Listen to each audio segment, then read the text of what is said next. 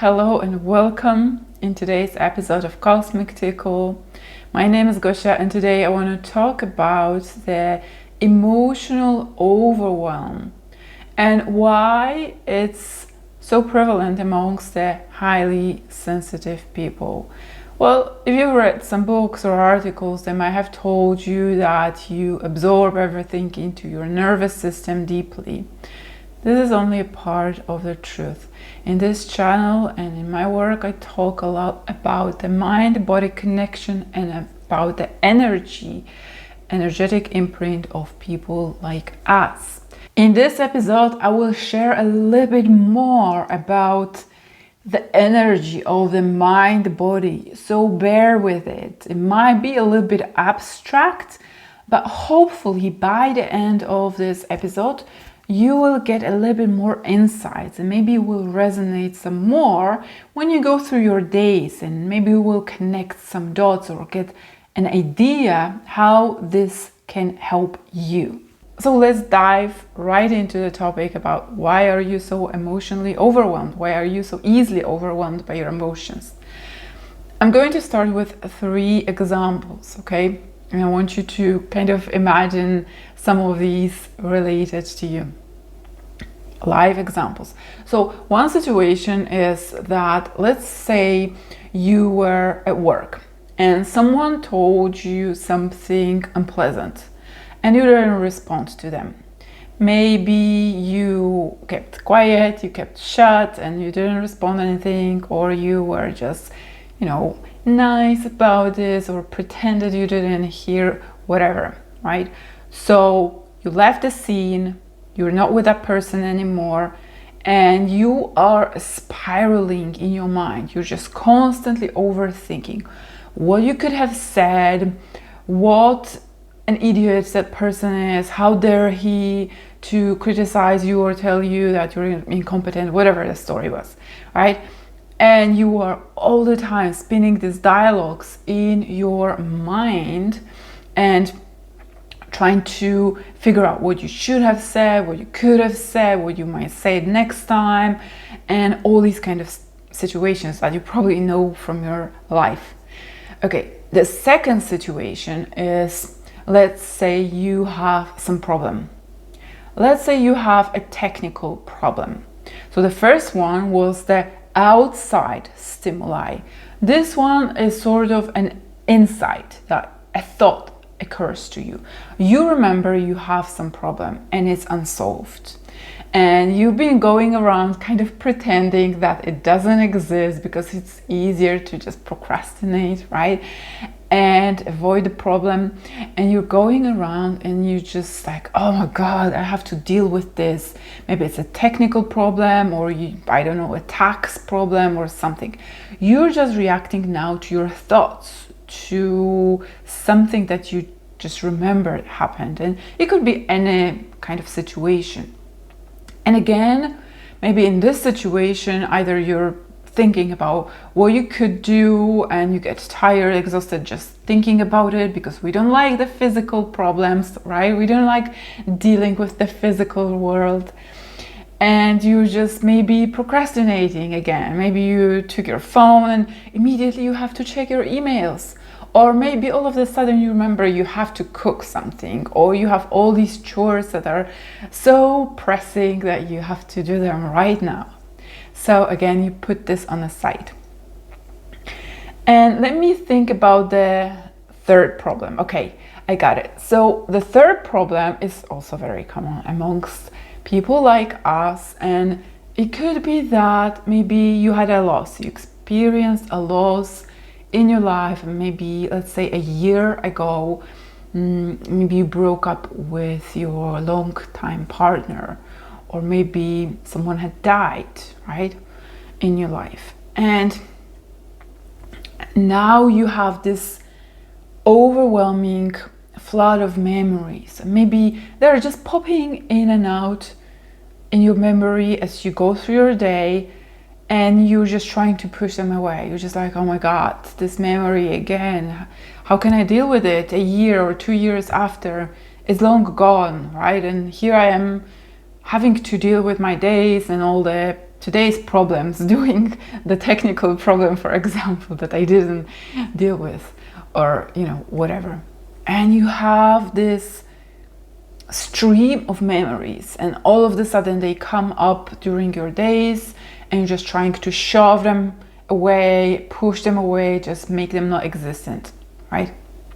So these are some of the situations, perfectly human situations, that people have in their daily lives, being confronted with a horrible person at work, or having a memory of a stressor that comes up, or some other memory of pain or loss or something like that, right? And here's when I'm getting to the meat of the problem.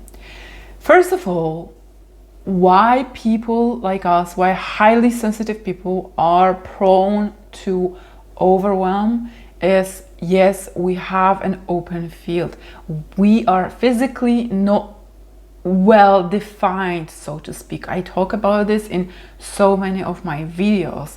It's like there is a transparent, non-existing border between the inside and the outside, and we let it all in.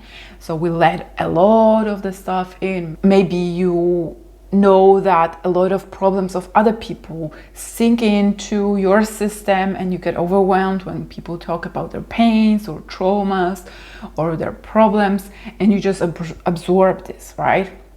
So this is one of the ways that especially empaths can relate with. So that field of absorption, as you might call it, doesn't really explain why you might react strongly to your internal stimuli, right? To your thoughts, or to your memories, or some stressors that arises as a reaction to your thoughts.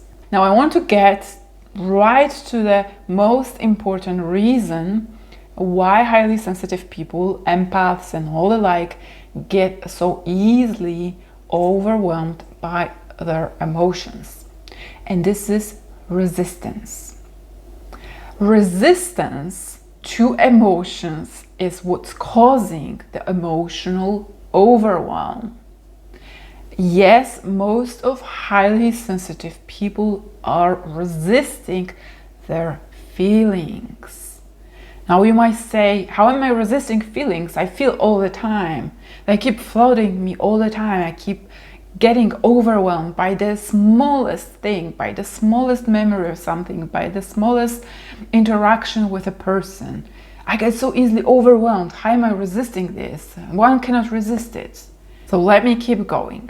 The way our energetic patterns develop, I've realized over the years, it has to do with how we can metabolize stimuli and energies and emotions, which are energies in motion, basically. Emotions, energy, in motion.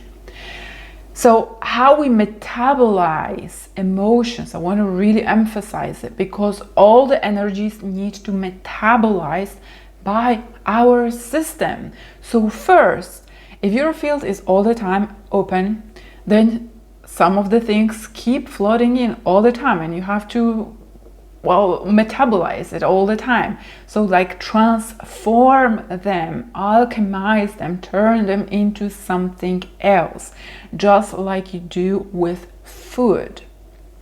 We have to do that so that we can process them and be left with what's important and be able to take action on the things in our life. So we make use of our sensitivity in that way. So the problem is not only that highly sensitive people let in a lot of things into their system, but they have no capacity to stay with it, to process it correctly. Because in the young, very young age, they learn to go up in their head as a protection mechanism to avoid being overwhelmed by the feeling. And that keeps them stuck in the loop of thoughts, procrastination, overthinking, overanalyzing, worrying about the future, projecting all the ideas, planning, being anxious, and all things like that, as opposed to being in their body, so their energy is stuck up here, as opposed to being flowing in their body, distributing and circulating and metabolizing the energy. And today's episode, as you can see, I'm diving a lot into energy stuff, which I don't normally do because it's kind of tricky to talk to all people at different stages of their inner work or inner development and awareness about these things. But I hope you get my point.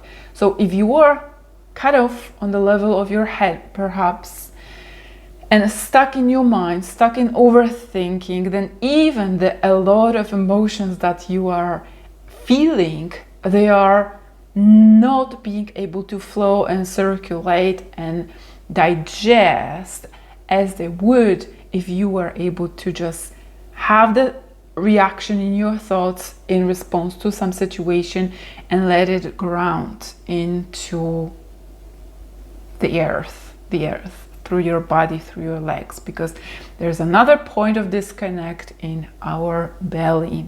There is more of points of disconnect, but basically the energy cannot circulate and it cannot metabolize. So the source of the resistance is really being stuck in the head and overthinking the situation rather than allowing it to flow through by being present with it completely. Maybe you've heard the phrase that to heal one must feel. And this is a very wise phrase when you take it the right way. When the feeling is really done with the presence, with full awareness of what's going on, without constantly shooting yourself how you should feel, where you should be in this moment. Maybe you think you should be somewhere far into the future. Maybe you should have accomplished more. And now you're not allowing yourself to completely feel the disappointment of a certain situation. You're not allowing yourself to get really pissed off that something that you really wanted didn't fire out. And maybe it's the, another thing that didn't fire out. And now you're thinking about what you should have done, what you should have accomplished, and blah, blah, blah, instead of completely letting yourself to be really, really disappointed with all how it feels, the yuckiness of how it feels in your body. Now, really don't kick yourself for this, because most highly sensitive people have this default of fear. Fear is a very prevalent emotion, and fear of sensations, because they are so intense for people like us, is one of the very important things that makes them avoid a lot of things, to shut off from the problems of life, to simply avoid, pretend that they don't exist, go into the fantasy world, distract yourself. I mean, all people do these things, but there is a really strong pattern of highly sensitive people who avoid facing physical reality because they are not fully embodied in their physical body. If they don't feel the solidity of this physical body, it's really unlikely they will feel that power to go against the physical world, to face the physical world, to deal with physical problems. Because literally they don't feel like they have that strength in their energetical system. See if that resonates with you on some level, even if it sounds very abstract, like I signaled it would, because it's, there are a lot of ideas that maybe you've not heard. But see if that resonates deeper in your heart. How does it feel when you consider these ideas? This is the first step, how you start using your sensitivity to increase your wisdom, and to connect that mind-body integration. Now, how does that lead to an overwhelm, which is the most important question? First of all, the highly sensitive person is avoiding the problem through the resistance. Some of the most common ways highly sensitive people respond to a situation, or rather react to a situation, is to avoid the situation in the first place. So they might not deal with the physical problem. They might not deal with that person. They might not feel the emotions in the present moment.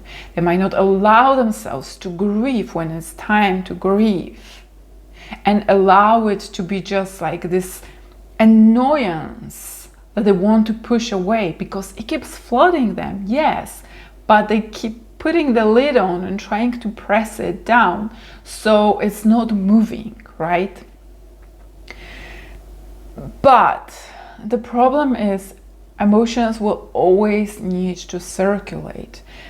Otherwise, they get stuck in our energy system, and they get stuck with the memories and the impressions that were at the same time of the emotion occurring. So all these material of thoughts, emotions, impressions, and sensations get stuck in the body and energy system of a person. And this avoidance to dealing and not wanting to fully express and fully feel because they're afraid of feeling too much, or fully face a situation that they have to face in real life. So if they're not doing these things, they give themselves a signal that they are hopeless because it keeps stuck in their system, and they have not dealt with the emotions, they have not dealt with that person, they have not dealt with that problem. And when it happens over a period of time, not only the original things that are stuck keep getting stuck in the system, more have piled up in the system, and the system becomes rigid. You become tense and you become overwhelmed with every little thing that falls on top of it because it's overfilling already. It has never been processed. It's never been metabolized, digested, moved through. So every tiny thing that comes on top of it is just too much. Every time a person rolls out their eyes, you already fall into, despair, what they think about you, and all the thoughts and all the emotions about rejection and all that stuff. So you might be reacting so much because there is a pile of the stuff that has not been processed. And it also gives you the idea that you are helpless, that you cannot face the world because in the past you haven't done it properly. And you might say it's one of those things that when you don't develop that self-trust in yourself, that you can deal with emotion, that you can deal with situation, that you can deal with that person, then you don't trust yourself because you're all the time just trying to avoid the problem, try not to think about it, put it on the side, or maybe just go into your fantasy world. And it's normal. Don't be worried that, there's something wrong with you.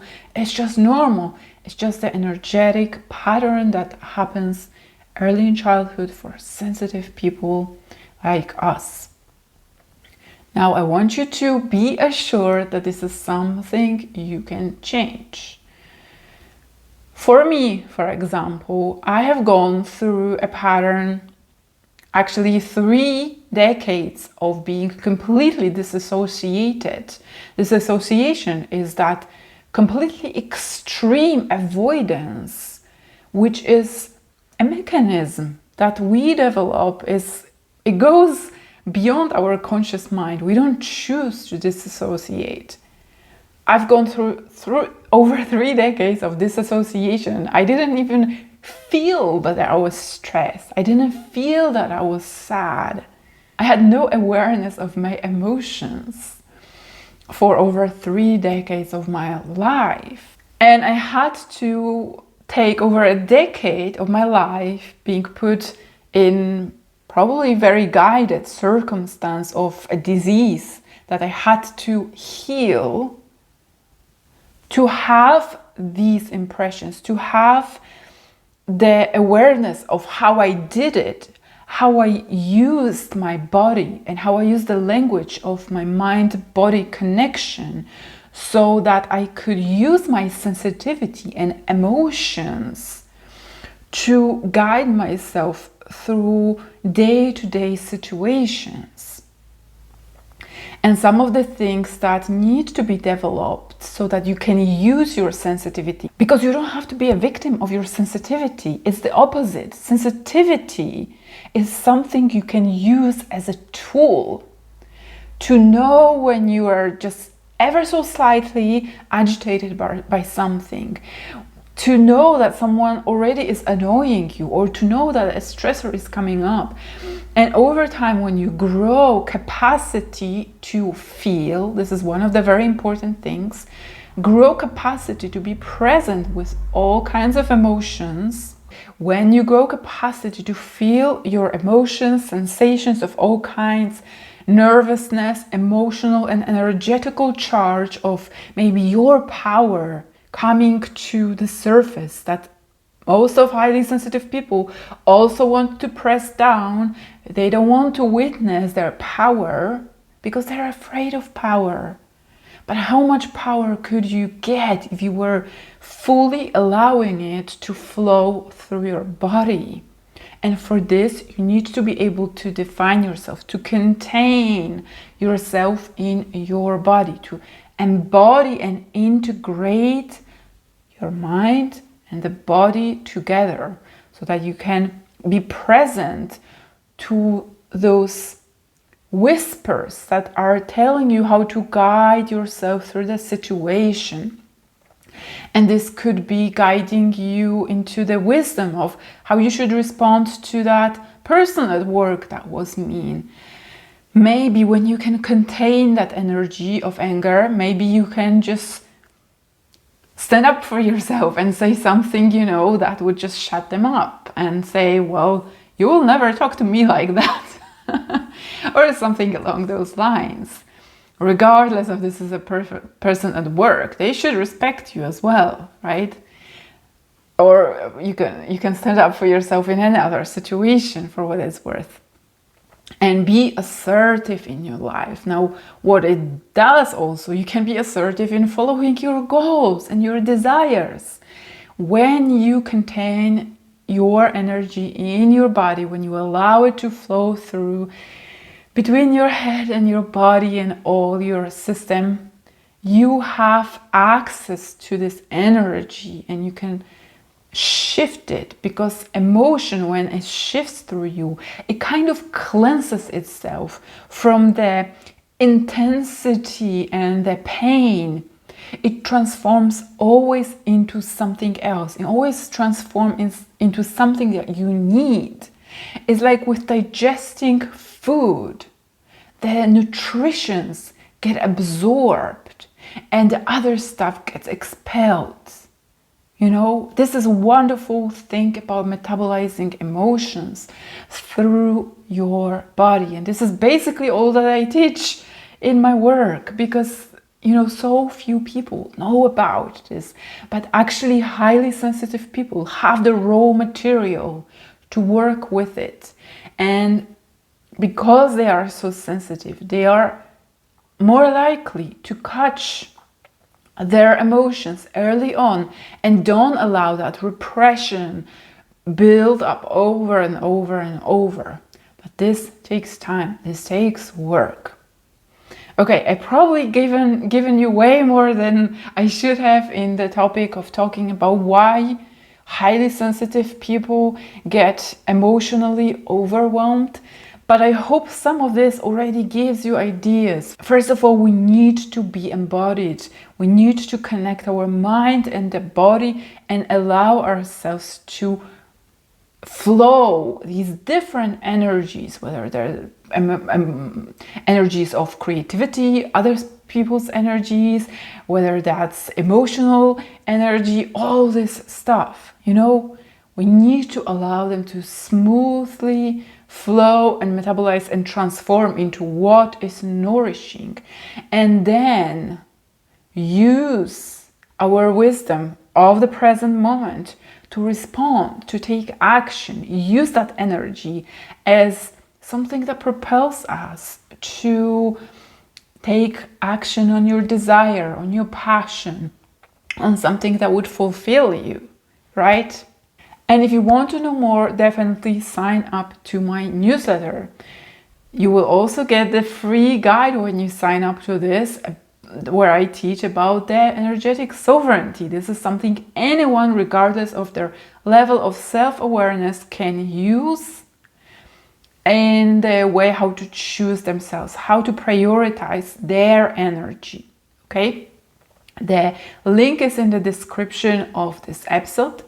And if you haven't done this yet, definitely subscribe to this channel and follow my upcoming episodes where I talk all about using your sensitivity, using your energy as a highly sensitive person. Okay, thank you for listening and take care.